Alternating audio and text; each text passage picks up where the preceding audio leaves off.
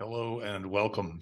And where you are right now is you've joined me in my most recent video series called 21 Things I Wish I Knew Before I Became a Middle-Aged Man. And today we're on episode number 16. And this one's titled, Do What You Say You're Going to Do or Say Something Else. You know, I reflect on this topic in talking to my kids who I helped all get jobs out of school, and then I helped them all start their own companies. And two of them are really flourishing, and the other one's not far behind. And you know, one of the things that we talked about, which I talk about with any aspiring entrepreneur, how do I develop something, a product or a service that is unique? In other words, the only place that you can get that product or service is me. And it sounds like bit of a reach, but it really is quite simple. And it comes back to this notion of doing what you say you're going to do. I have found, and you may have found this as well, that in life, we generally do business with people that actually follow through on what they say they're going to do.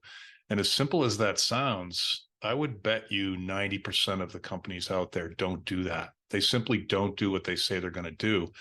And you wonder why that is. And I think part of it is because we're pleasers. We want to please. Yes, I can do that. Sure, I can do that. No problem. And we don't give any consideration to the repercussions of that commitment. In other words, what does that entail? How long is that going to take? How much is it going to cost? How many people do I need to coordinate that with that may or may not be available to me? And so it's not really a malicious thing, I think, that we do. I think we do it with good intention.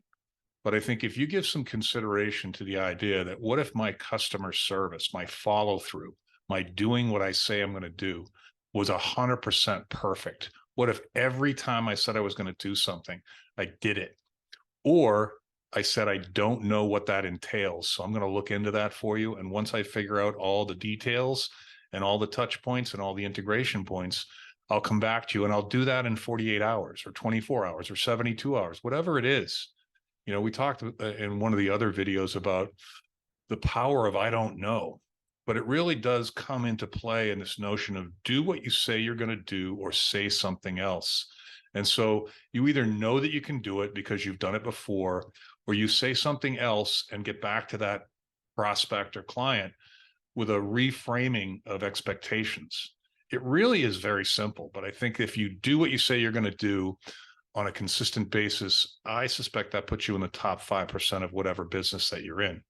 The scary part about that is that includes doctors and airline pilots and attorneys and people that we rely on for our lives. So don't dwell on that one too much, but give consideration to what you're committing to and the power of I don't know and reframing that and getting back to somebody in a timely fashion. All of this requires specifics, days, times, and expectations. So hopefully you can put that into play today, and we'll see you hopefully in the next video, number 17, over the next day or two. Thanks and have a great day.